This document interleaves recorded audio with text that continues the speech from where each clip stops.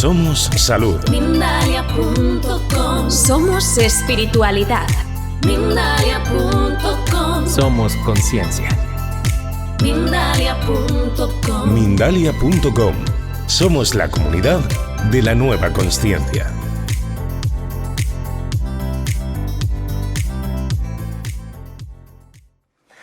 Cámaras ocultas en la Gran Pirámide es el título de la conferencia de hoy, donde el otro día en Valencia di una conferencia pues prácticamente con el mismo título, pero aquí vamos a añadir una serie de cosas, ¿no? Porque allí no puse algunas fotografías que voy a poner aquí por primera vez, y por eso le decía al compañero de Mindalia que esa parte no quiero que la grabe, así que me grabáis a la cara, porque tampoco quiero que se difundan estas fotografías, ¿no? Muy bien, pues la Gran Pirámide es quizás un monumento icónico, ¿no? en la historia de Egipto y en la historia de la humanidad. Tiene casi en origen tenía casi 147 metros de altura y 230 metros de lado. Los que vivís en Madrid, pensad que la altura de la Gran Pirámide es prácticamente la misma, idéntica que la Torre Picasso, ¿no? En la Castellana, para que os hagáis una idea, y 230 metros de lado es casi pues 2 veces la longitud de un campo de fútbol, un poquito más. Así que para que veáis un poco las proporciones. Se calcula que son casi 2 millones de bloques de piedra los que forman esta estructura. Desconocemos realmente cómo se construyó, cómo se levantó. Tenemos algunas pistas que nos pueden ayudar, ¿no? a intentar entender, ver cómo se pudo haber hecho, ya lo comentaremos ahora, pero realmente es mucho lo que queda por conocer y descubrir, ¿no? de la Gran Pirámide. Lo decía ahora, ¿no? 147 metros de altura, 230 metros de lado. A medida que te vas acercando descubres que en realidad es una gigantesca escalera. En origen debió de tener, no, seguro, tuvo una capa de recubrimiento de una piedra caliza más blanca, tal y como lo vemos en la actualidad. Es piedra caliza amarilla que viene de una cantera que está a apenas 400 metros de la pirámide, de la propia meseta de Giza, y el recubrimiento de la exterior pues debía de ser extraordinario, ¿no? Darle un empaque y un aspecto a la pirámide que no tenían otros monumentos, ¿no?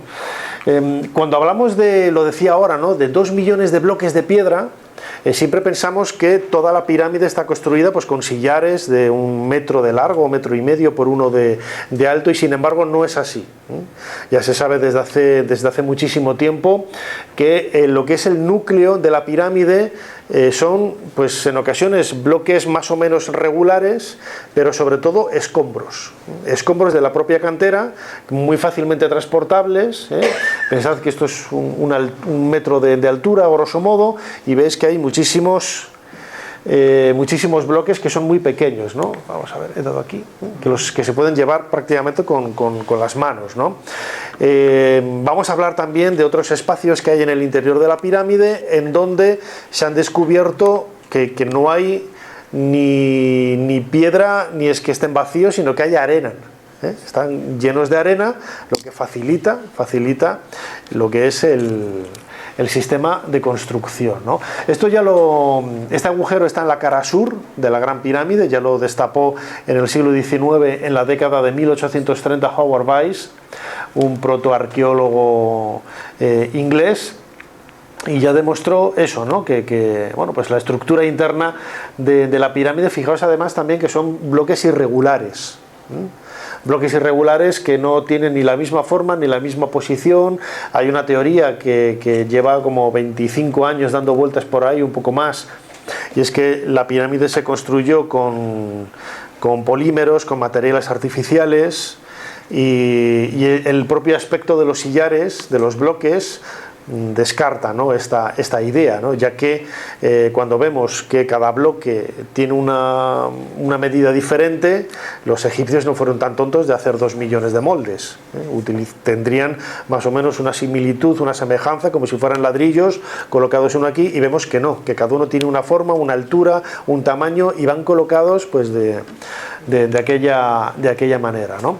Esto pertenece a la pirámide de Kefren, a la pared oeste, pero nos sirve también para descubrir otro detalle que es muy poco conocido también de la Gran Pirámide, y es que el monumento está levantado encima de un peñasco de una roca natural de la meseta. Desde los estudios geológicos que se hicieron hace más de 20 años en este lugar, se sabe pues que casi unos 20 metros de altura por el interior de la pirámide es roca natural. ¿Y esto qué supone? Pues casi el 30% del volumen de la pirámide. No son sillares, es roca de la meseta. Lo que está rebajando también el esfuerzo, el trabajo para fabricar todos estos bloques. Esta fotografía la pongo porque en la pirámide de Kefren es más visible, y esto que vemos son líneas seguidas de la roca madre del suelo.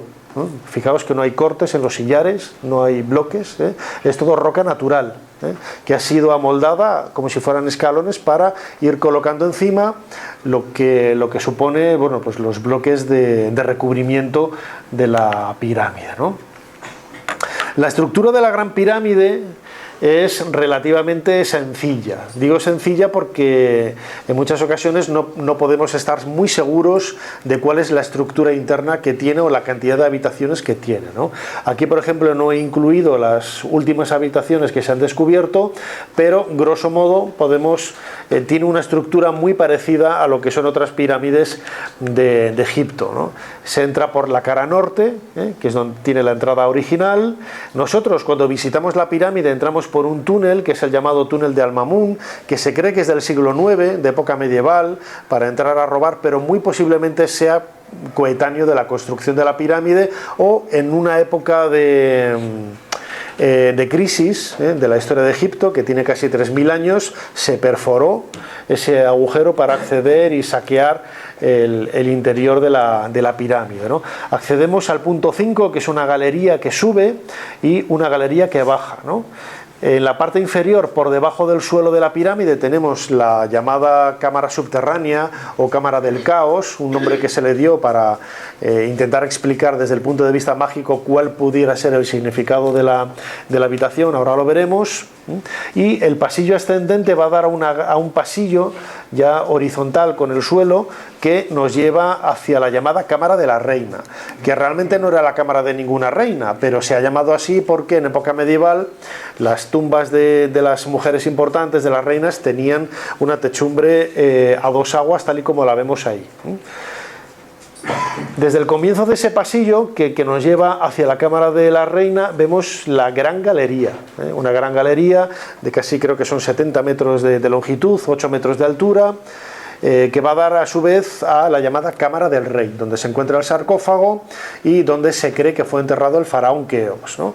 Aunque hay una serie de losas en el techo que ya se empezaron a resquebrajar en la antigüedad, y posiblemente el lugar de enterramiento de Keops no fuera esta cámara, sino la cámara que hoy conocemos como cámara de la reina. Pero bueno, son todas suposiciones, no sabemos absolutamente nada, porque no ha llegado nada del ajuar funerario más allá del sarcófago, ¿no?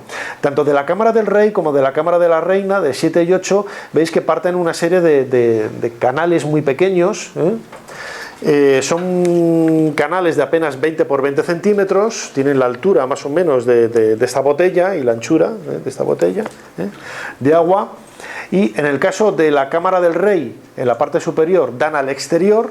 Hoy se utilizan como sistemas de aireación para ventilar, ¿no?, la cámara del rey, y que no tenga la humedad, ¿no?, que se acaba ahí acumulando con la presencia de visitantes. Y en la cámara de la reina, bueno, no sabía dónde daban hasta los años 90, que luego veremos, donde se descubrieron un par de puertecitas, tanto en la parte norte como en la parte sur. ¿Quién es el constructor de la pirámide? Bueno, pues no tenemos una etiqueta, ¿no?, que ponga ahí a lo grande que fue el faraón Keops, pero todas las pruebas indirectas nos señalan hacia él. El primero en mencionarlo fue Heródoto en el siglo V a.C., que los sacerdotes le dijeron que él había sido el constructor de la pirámide. Hay muy pocas esculturas del faraón Keops, al igual que también hay muy pocas esculturas de otros soberanos de esta época. Esta que ponemos en la imagen apareció no en la meseta de Giza, sino mucho más al sur, en Abidos, la encontró Flinders Petrie a finales del siglo XIX, y sabemos que es Keops porque ahí aparece su nombre, Medju, ¿no? En jeroglífico es el nombre de Horus, de los 5 nombres que tenía el faraón. Aquí aparece el de Horus en este flanco del trono del soberano. En la década de 1830 Howard Weiss descubrió en las cámaras de descarga por encima no solo un cartucho, ¿no?, que es el que siempre se critica y se dice no, Howard Weiss falsificó el cartucho de Keops en la Gran Pirámide para tener fama, ser una celebridad en el mundo de la egiptología y tal. Yo eso no sé de dónde sale, porque si hubiera querido tener celebridad por medio de este descubrimiento, le hubiera dado más empaque o más presencia en la publicación, ¿no? Hizo 2 volúmenes y solamente dedica a los grafitos, a las marcas de cantero, que no es una, son casi 30, en las cámaras de descarga, apenas un par de páginas en el segundo volumen. O sea, y pasa desapercibido totalmente, ¿no? Pero ahí se lee perfectamente el nombre de Jufu, que es el nombre de Keops. Se ha dicho también que si ese tipo de escritura no existía en la época de Keops, que es hierático, y esto no es hierático, esto es una escritura convencional desde el punto de vista de la escritura jeroglífica, y encaja perfectamente en la forma de escritura. No hay ningún error sintáctico ni nada de lo que se utilizaba en el siglo bueno, pues hacia el 2700 más o menos, 2650, que es la fecha que hoy se da para la Gran Pirámide, ¿no? Este es el nombre de Keops, Jufu, se lee de derecha a izquierda, y bueno, pues cuando lo descubrió Howard Weiss en 1836, 1837, luego le siguió Flinders Petrie bastante después, antes Richard Lepsius. Ninguno de los expertos que han visitado el lugar ha visto ninguna anomalía en la presencia de estos cartuchos, ¿no? Más cuando, este es otro nombre del faraón Keops, que aparece con otra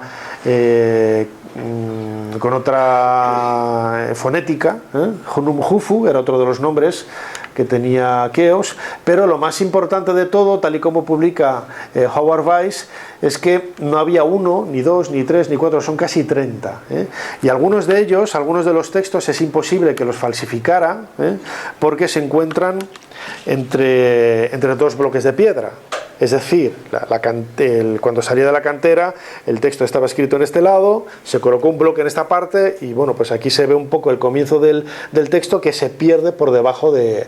O sea, no veo yo a ningún falsificador del siglo XIX yendo tan lejos, ¿no? Y sobre todo, aparecen nombres como el que hemos visto antes, aquí de Medju, que es imposible que Howard Weiss lo conociera en la década de 1830, porque no se sabía que ese nombre estaba vinculado a Keops. Entonces hay una serie de datos indirectos que ya nos están hablando que la pirámide sí que pertenece al faraón Keops. Hay otros datos, por ejemplo, también una estela del templo de Amenofis II junto a la Esfinge, en donde, no la estela del sueño que hay entre las patas de la Esfinge, no, otra estela, en donde Amenofis II, mucho tiempo después, casi 1000 años después, 1000 y pico años después, ya identifica las 2 pirámides que tiene al lado del templo con Keops y Kefren. Es decir, ya en época egipcia, en la antigüedad, identificaban esta pirámide con el faraón Keops, ¿no? Y hace 10 años apareció en Wadi el Yarf, en el Mar Rojo, en los papiros más antiguos de la historia, que era un diario de Merer. Merer era un jefe de obreros de los que trabajaron en la Gran Pirámide, y en este diario él contabilizaba el número de bloques de piedra que salían de la cantera y cómo se trasladaban hasta el horizonte de Keops, Ajet Jufu, que era el nombre que tenía la pirámide en la antigüedad. Aquí vemos, bueno, es como una especie de tabla de Excel, no hay nada nuevo bajo Ra, que es lo que digo yo, esto es más viejo que la polca, con la orilla del río, donde se van anotando todos los números de bloques de piedra, quién los llevan, cuánto tardan y y cómo llegan hacia la cantera, ¿no? Y ahí vemos, bueno, a la izquierda leído primero el nombre de Keops en ese cartucho y luego Ajet-Khufu, que era el nombre de la pirámide.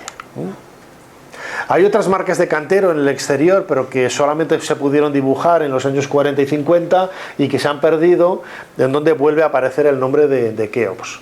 Pero bueno, son muchísimas pruebas, como digo, indirectas, que nos están hablando de la identificación de esta pirámide con este faraón de la cuarta dinastía.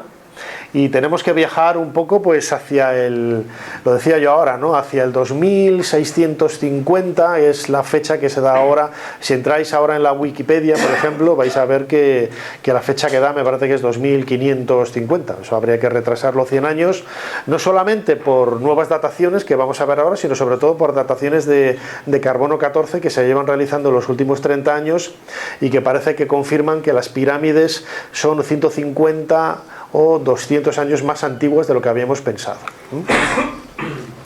¿Cómo es la estructura interior de la pirámide? Pues aparentemente muy sencilla. Esta es la entrada, el pasadizo de Al-Mamun, que yo decía antes, que puede ser una excavación del siglo IX o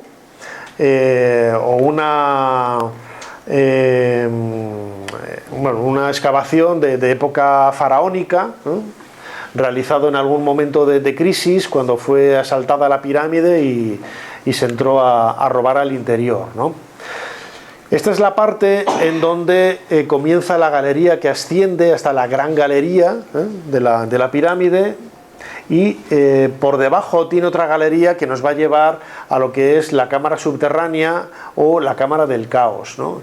Estos pasadizos tienen relativamente poca altura, 1,20 m, y 1 metro de ancho más o menos, y bueno, pues son relativamente accesibles, ¿no? O sea, hay gente que tiene a lo mejor un poco de claustrofobia y tiene algún problema, pero vamos, no hay problemas, como digo, en ese sentido, ¿no? Esta es la gran galería con esos 8 metros de altura, y esa aproximación de hiladas es una forma de crear una suerte de bóveda por medio de este truco, ¿no? con las piedras. Llegamos a la llamada cámara del sarcófago, que se llama así porque dentro hay un sarcófago, que es la única estructura dentro de la pirámide que tiene un tipo de piedra que no es la caliza, que es granito. Granito que procede de las canteras de Asuán, a casi 1000 kilómetros al sur, y que desde allí se debieron de traer y de trabajar, ¿no? El sarcófago sabemos que está inacabado, está sin pulir, tiene muchísimas irregularidades. Yo también he leído, ¿no?, sesudos tratados, ¿no?, de la perfección de las medidas del sarcófago y tal. Digo, pues está inacabado, no se ve que está inacabado, o sea, es que se ve, ¿no? Y por debajo de la cámara del rey está ese pasadizo que nos lleva hacia la cámara de la reina, ¿no? Con esa techumbre a 2 aguas, y en un extremo, en el extremo norte-sur, en el extremo oriental, aparece este nicho en la pared que no se sabe para qué servía, pero seguramente puede ser comparado, ¿no?, con estos nichos muy parecidos que hay en algunas tumbas de nobles o de personas convencionales de esta época, y que se utilizaba para colocar una estatua del difunto, ¿no? Una estatua para el Ka. El Ka era uno de los componentes del ser humano, del cuerpo humano, ¿no? Y tenía que ser alimentado durante toda la eternidad, y se dejaban a sus pies pues ofrendas, ¿no?, sobre todo ofrendas de alimentos, ¿no?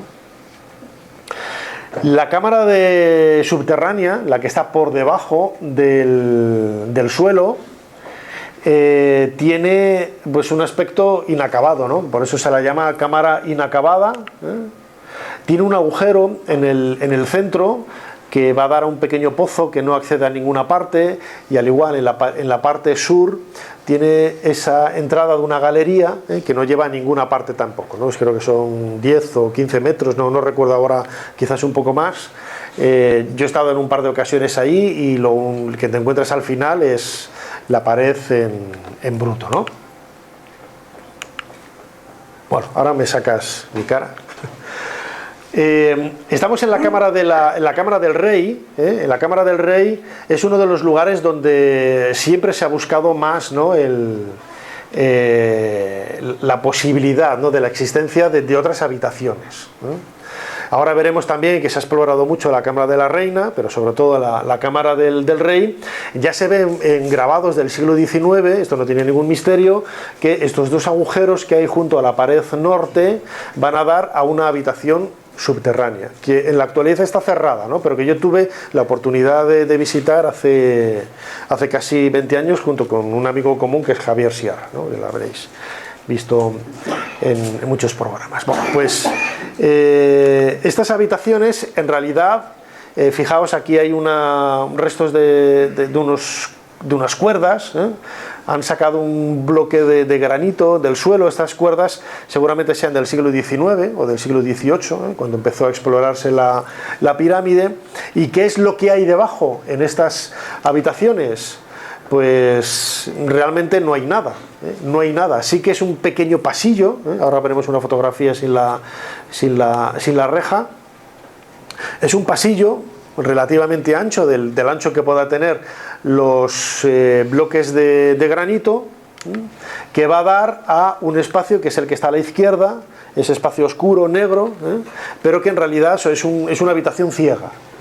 Es una habitación ciega que también la podemos comparar con otras habitaciones que hay en otros lugares de templos de Egipto. Esto era muy común, ¿no? En el templo de Abidos, por ejemplo, hay habitaciones ciegas que no tenían, eran como criptas que se sellaban, y claro, han aparecido porque en el antiguo Egipto ya los que asaltaban este tipo de monumentos se conocían el truco, y ya sabían que en algún lugar tenía que haber una habitación sellada, que no tenía ni ventanas, ni puertas, ni nada, pero que, por ejemplo, en el caso de Abidos, se descubrió la existencia de estas habitaciones ciegas porque al medir el templo desde dentro y al medir el templo por fuera, veían que faltaban un par de metros.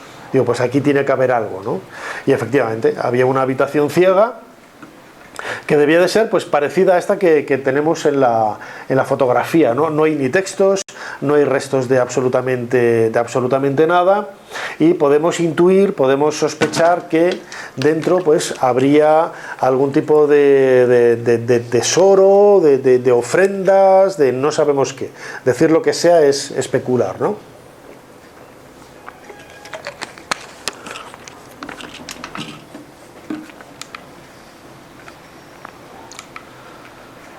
Ya puedes abrir cuando quieras. La estructura interna, como digo, de la pirámide es muy sencilla, ¿no? Antes veíamos un plano, bueno, una especie de esquema tridimensional, ¿no? Nosotros cuando visitamos la pirámide, ¿no?, entramos por el número 2, llegamos a esa bifurcación que nos lleva o a la cámara del caos, que está cerrada al público ahora, o un pasadizo que nos lleva a la gran galería, un pasadizo que nos lleva hasta la cámara de la reina, y luego el acceso a la cámara del rey, ¿no? Este es el sarcófago, para que veáis más o menos un poco el tamaño que pueda tener. El sarcófago, bueno, pues tendrá unos 80 centímetros de altura. Estoy hablando a ojo, no sabría decir exactamente cuáles son las medidas de esto, ¿no? Aquí este dibujo es antiguo, ¿no?, pero aquí se ve parte de esa estructura interna. Sabemos ahora que llega un poco más arriba, de la roca natural, son casi como 17-20 metros, lo que bueno, pues evita que todo ese espacio se utilice y se emplee en bloques de piedra, ¿no? Antes veíamos la cámara de la reina y volvemos a ella. Volvemos a ella porque tanto en la pared norte como en la pared sur hay una serie de agujeros, esos agujeritos de 20 por 20 centímetros, que en esta sabían que cuando se exploró en el siglo XIX, Wyman Dixon, en el año 1872, se dio cuenta de que los que había en la cámara del rey llegaban al exterior, ¿no? Pero en la cámara de la reina no había nada, las paredes estaban lisas.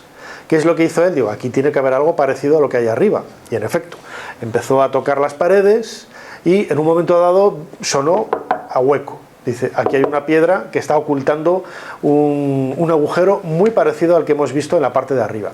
Quitaron ese bloque de piedra y descubrieron un canal como el que estamos viendo ahora, ¿no? Por desgracia, bueno, pues la gente es muy cerda, y con perdón, y veis colillas, pañuelos, o sea, hay cosas que yo no entiendo para nada, ¿no?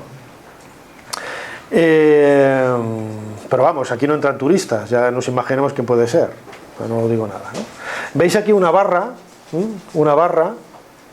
esta barra puede pertenecer bien a Wyman Dixon, cuando exploró este canal en el siglo XIX, que intentó meter una varilla para conocer cuál era la longitud de ese pasadizo, o bien de los hermanos Morgan, dos hermanos, Thomas y Edgar Morgan, que en 1910 publicaron un libro de su viaje por Tierra Santa y Egipto, y bueno, una descripción bastante interesante de cómo era este lugar en aquel momento, ¿no? Aquí vemos John Edgar, le llamo antes Morton y Thomas. John Edgar y Morton Edgar son los hermanos que publicaron este libro, creo que es en 1910, y ellos estuvieron un par de años antes, y bueno, es las cartas que se enviaron en aquel momento. Imaginaos cómo estaba la pirámide en aquel momento, pues tenía muchísimos escombros dentro de las habitaciones, claro, y cuando entras en la pirámide está todo liso, está todo fetén, y las paredes, bueno, pues ahora se han limpiado de muchos de estos grafitos, ¿no? que había de viajeros y de gente que iba por allí, pero en realidad grandes partes de la pirámide estaban llenas de escombros, ¿no? Esta es la parte donde ellos, ahí vemos arriba, ¿no? Debajo del agujero oscuro, que pone 1872, es la fecha, falta el nombre de Wyman Dixon, que estaba más arriba, la fecha del descubrimiento de este canal. En la pared, esto es la pared norte, en la pared sur, la pared contraria, apareció también un canal exactamente igual, ¿no? En este canal norte, Wyman Dixon descubrió tres cosas. Una bola de piedra dura, como de dolerita, un arpón de metal, que yo no sé si se habrá analizado, pero seguramente sea cobre, y estas piezas están ahora en el Museo Británico. Aparecieron en los años 90, las reencontró Robert Bauval, el de la teoría de Orión, haciendo una investigación con los descendientes de la familia Dixon, porque sabían que habían traído, por la documentación y la correspondencia de la época, sabían que habían llevado a Inglaterra estas piezas, pero faltaba una que era quizás la más curiosa, ¿no? Que era una regla de madera, o por lo menos lo que los hermanos Dixon entendían como una regla de madera. Se perdió, no sabían dónde estaba. Robert Bauval especulaba que a lo mejor en un ritual masónico, porque los hermanos Dixon pertenecían a la masonería, cuando se erigió el obelisco, la aguja de Cleopatra, que en realidad es un obelisco de Tutmosis III que hay en los ¿cómo se dice? en uno de los puertos, ¿no? En el Embankment de Londres, en la orilla del río Nilo, del Támesis, me he ido un poco ahí al sur. Robert Bauval pensaba, ¿no? que quizás esta pieza de madera se había dejado en una caja, como una especie de cápsula del tiempo, como la que apareció cuando se destapó el suelo de la estatua de Cervantes que hay frente a las Cortes. Ahí apareció una cápsula, una caja de metal en donde había un periódico y monedas de la época del siglo XIX cuando se colocó, ¿no? Pues algo parecido. Bueno. Sin embargo, ¿cuál fue la sorpresa de Abir El Adani, una egiptóloga egipcia que trabaja en el Museo de Aberdeen, en Escocia? Encuentra en el listado, ¿no?, de objetos que hay en el museo una caja que ella identifica enseguida como procedente de su país de origen, ¿no? Porque es una caja de cigarros antigua por la estrella y la media luna, ¿no? Y al abrirlo encuentra fragmentos de madera, que no sabe lo que son, pero enseguida, viendo la documentación, se da cuenta que son los restos de madera de esa supuesta posible regla que Wyman Dixon había encontrado en esa habitación secreta en el siglo XIX en la Gran Pirámide, ¿no? La sorpresa fue grande porque se hizo una datación por carbono 14, y la fecha que daba esta pieza era una fecha que, bueno, pues iba entre el 3100, 3200 antes de Cristo y el 3000 antes de Cristo. Es decir, como 400 o 600 años más antigua de lo que pensábamos de la pirámide, ¿no? Dataciones de carbono 14 que se han hecho en la Gran Pirámide las hay en la década de los 90, se hicieron varias, a partir de elementos orgánicos que se utilizaron en el cemento, entre comillas, empleado para colocar los bloques de piedra, ¿no? Esa argamasa, no me salía la palabra, esa argamasa que muchas veces se dice, no, los bloques de la Gran Pirámide son tan perfectos, tan pulidos que contactan entre sí, no, todos ellos tienen una capa de argamasa utilizada no solamente para dejarlos pegaditos, sino también para facilitar, ¿no?, el movimiento entre unos y otros, ¿no? Bueno, pues se tomaron como 70 muestras de material orgánico, tanto del exterior como del interior, de diferentes lugares de la Gran Pirámide, ¿no? Y la fecha que daba, como decía antes, iba en un marco entre, pues sí, 150, 200 años como mucho más antiguo de lo que se había pensado. De esta forma es lo que, bueno, pues ahora, si hasta hace unos años se pensaba que la Gran Pirámide era del 2450, se retrasó hace unos años al 2550, pues ahora hemos vuelto a retrasar y la tenemos en el 2650, ¿no? Esto nos ayuda a pensar un poco en que es un tema que todavía no está cerrado, ¿no? Hay muchos misterios, ¿no? Hay muchos enigmas alrededor de su construcción, alrededor de cómo era la estructura interna de esas habitaciones que quedan por encontrarse, etcétera, etcétera, etcétera, ¿no? En los años 80, un equipo de la Universidad de Waseda, con Sakuji Yoshimura a la cabeza, que es el mismo egiptólogo que ahora muy mayor está excavando en una parte de la zona occidental de la meseta de Giza junto a la Gran Pirámide, buscando lo que él dice que puede ser la tumba del faraón Keops, que según él no estaría enterrado en la Gran Pirámide sino en este lugar fuera de la pirámide. Bueno, pues en esta década de los años 80 del siglo pasado, Yoshimura estuvo utilizando radares de penetración para intentar buscar pasillos, habitaciones, bueno, pues afines a la Cámara de la Reina, el pasillo que lleva a la Cámara de la Reina, la Cámara del Rey, etcétera, etcétera, etcétera, ¿no? Lo tienen todo publicado y que muchas veces se habla de secretismo, que no, está todo publicado, no hay más que ir y buscarlo. Eso sí, en los documentales de alienígenas de Canal Historia no los vais a encontrar estas cosas, ¿no? Hay que ir a una biblioteca y estudiar, es más, estas publicaciones están online, están en línea, te las puedes descargar y son totalmente gratuitas, ¿eh?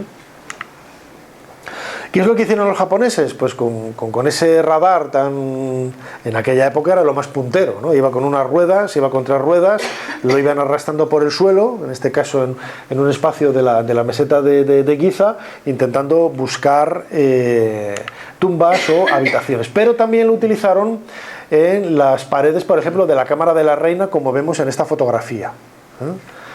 Se sujetaba y aparecía una serie de marcas, que son estas, que yo soy incapaz de leer, pero que según ellos están describiendo la presencia de algo que hay detrás de una habitación, de un pasillo que hay detrás de la Cámara de la Reina, ¿no? Esta es la pared norte de la Cámara de la Reina. Aquí estaría ese serdab donde yo decía que en la antigüedad podría haber una estatua. Este es el lugar por donde se entra, y según sus investigaciones dijeron que había un corredor, un pasillo en esa parte de la Cámara de la Reina. Es curioso porque en la parte de arriba, en la Cámara del Rey, también parece que hay un espacio en esa misma esquina, así que podría ser lo de arriba tanto como lo de abajo, ¿no? Como decía Hermes Trismegisto. Los japoneses lo que querían hacer era confirmar algunas de las investigaciones que habían hecho 2 arquitectos franceses poco antes, en el año 86, Guadani y Dormion, dos arquitectos franceses que iban de submarinismo de vacaciones al Mar Rojo, descubrieron la Gran Pirámide y bueno, pues se llevaron un montón de sorpresas en la ubicación de los bloques de piedra, algo que para nosotros, los que no somos arquitectos, me da igual que un bloque esté ahí o esté así, pues ellos viéndolos decían, este bloque está ahí porque está haciendo de contrapeso de algo o está ocultando algo. Yo reconozco mi ignorancia y todo eso, ¿no? Pero ellos fueron capaces de detectar muchos de estos pasadizos solamente por la ubicación de los bloques que recubrían esas habitaciones, ¿no?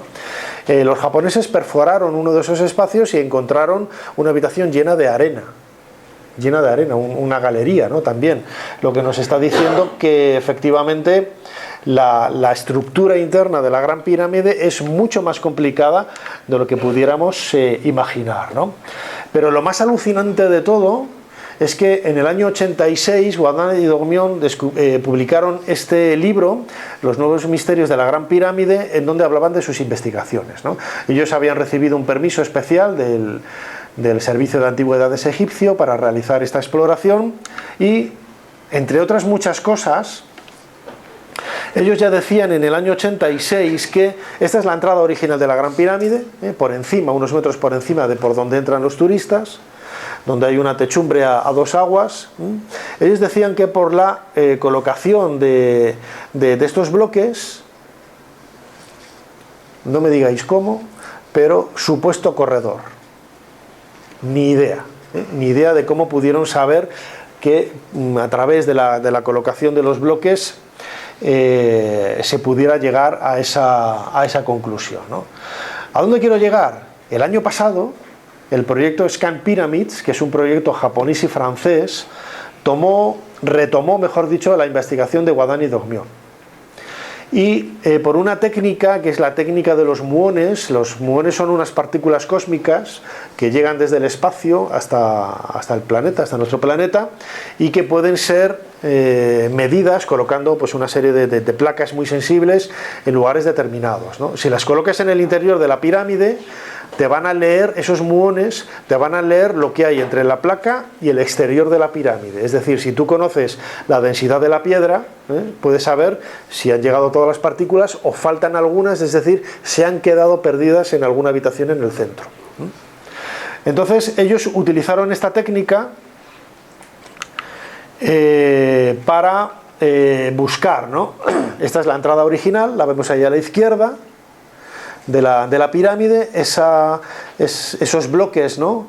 A dos aguas, que en realidad sería una galería que se extendería hacia el exterior, pero que se han perdido la mayor parte de esos bloques porque gran parte del recubrimiento de la Gran Pirámide hoy se encuentra en mezquitas y en palacios medievales del Cairo. Bueno, pues se introdujo un endoscopio sin necesidad de perforar nada.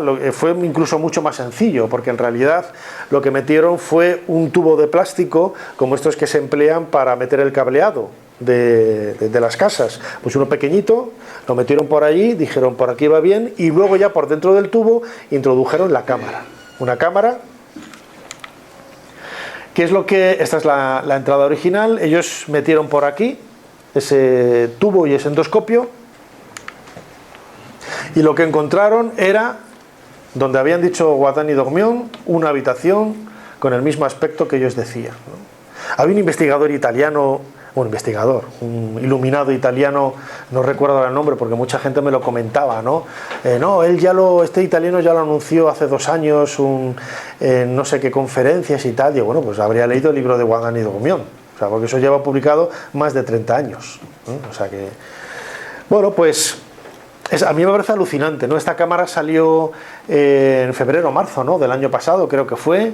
Es una habitación de casi 2 metros de altura, 8 metros de profundidad, y tiene una estructura parecida a la que hemos visto en la fotografía anterior, ¿eh? Al fondo vemos como una suerte de banco, ¿no?, sobre la que podemos suponer que hay algo. En la actualidad, bueno, pues esto salió a la luz como un gran descubrimiento, que lo es, pero aparentemente no hay nada dentro, ¿eh? Lo que habría que ver es si en ese fondo hay acceso a otras cámaras o a otra cosa, ¿no?